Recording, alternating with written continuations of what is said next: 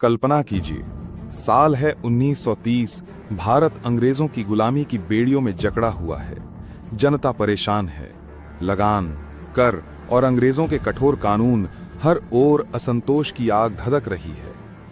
1920 के दशक में गांधी जी के नेतृत्व में असहयोग आंदोलन ने पूरे भारत को झकझोर दिया था। लेकिन चौरी चौरा की घटना के बाद गांधी जी ने वो आंदोलन रोक दिया। फिर आया 1927। अंग्रेजों ने साइमन कमीशन भेजा। भारत की जनता गुस्से से भर उठी। नारा गूंजा, साइमन गो बैक। इसी बीच 1929 के लाहौर अधिवेशन में जवाहरलाल नेहरू की अध्यक्षता में कांग्रेस ने पूर्ण स्वराज का संकल्प लिया। तय हो गया कि अब समझौते से नहीं, आजादी से ही बात बनेगी। महात्मा गांधी ने अंग्रेजों की जड़ पर चोट करने का निश्चय किया। उन्होंने कहा, यदि हमें अंग्रेजों से टक्कर लेनी है तो हमें उनके बनाए अन्यायपूर्ण कानूनों की अवज्ञा करनी होगी। और इस प्रकार जन्म हुआ सविनय अवज्ञा आंदोलन का।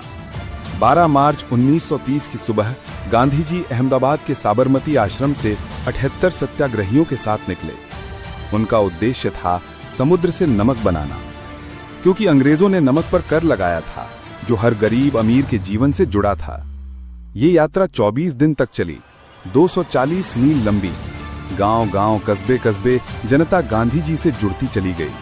अंततः 6 अप्रैल 1930 को गांधी जी दांडी पहुंचे, समुद्र से नमक उठाया और भारत में आंदोलन की आग भड़क उठी। देश भर में अंग्रेजों के बनाए कानूनों की धज्जियां उड़ाई जाने लगी। जगह जगह नमक कानून तोड़ा गया। किसानों ने लगान देने से इनकार कर दिया। विदेशी वस्तुओं का बहिष्कार हुआ। विद्यार्थियों ने स्कूल छोड़े। वकीलों ने अदालतें। महिलाएं भी आगे आईं। कस्तूरबा गांधी, सरोजिनी नायडू जैसी नेताओं ने मोर्चा संभाला। गांव-गांव में विदेशी कपड़ों की होलियां जलाई जाने लगी। पूरे भारत में आजादी की हुंकार गूंज उठी। अंग्रेज सरकार बौखला उठी। हजारों सत्याग्रही जेलों में ठूंसे गए। स्वयं गांधी जी को भी गिरफ्तार कर लिया गया, लेकिन जेल की सलाखें भी आंदोलन को रोक न सकीं। हर जेल जाने वाले के पीछे हजारों लोग सड़कों पर उतर आते। भारत का हर कोना आंदोलन का रणभूमि बन गया।